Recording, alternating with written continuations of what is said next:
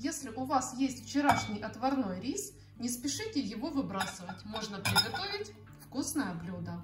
300 граммов риса помещаю в миску. К рису добавляю 2 сырых яйца. Посолим ингредиенты. Я добавляю 1/3 часть чайной ложки соли.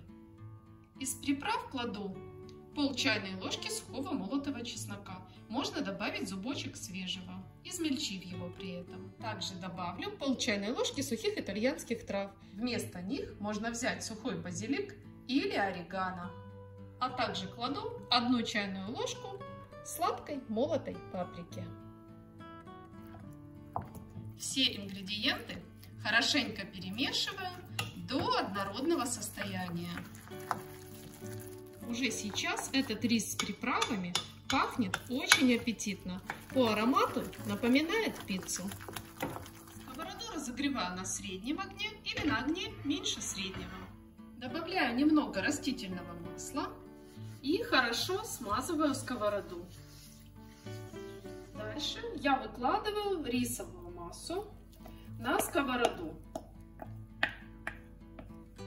и распределяю ее равномерно по поверхности. Сковорода у меня большая, 28 сантиметров в диаметре. По сути, из этой рисовой яичной массы мы делаем корж, напоминающий корж для пиццы.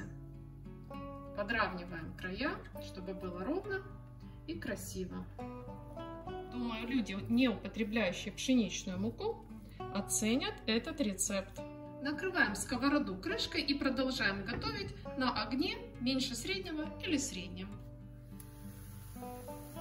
Через 5 минут низ этой запеканки красиво зарумянился, и нам нужно ее перевернуть. На маленькой сковороде это можно сделать при помощи обычной лопатки. На большой сковороде такой корж легче перевернуть при помощи тарелки. При этом тарелку смазываю растительным маслом, чтобы корж легче скользил. Выкладываем, переворачиваем.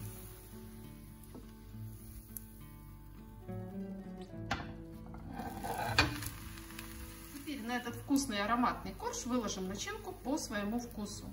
Я добавляю 2-3 столовых ложки томатного соуса. Распределяю. Затем посыпаю травами итальянской кухни. Можно использовать базилик опять-таки или орегано. Выкладываю ломтики сладкого болгарского перца.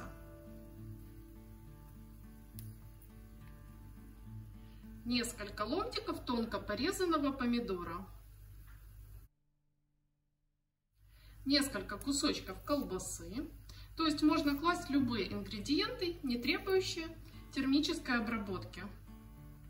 Сверху все засыпаем потертым сыром.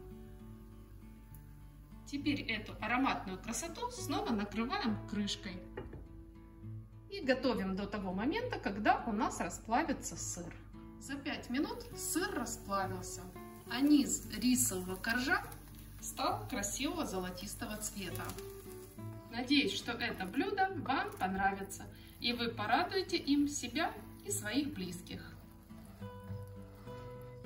А чтобы видеть новые интересные рецепты, я рекомендую вам подписаться на канал и нажать колокольчик.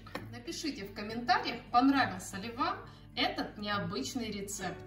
Если да, поставьте лайк, мне будет приятно. Я желаю вам приятного аппетита, радости и удачи. И как обычно, до встречи в новом вкусном видео.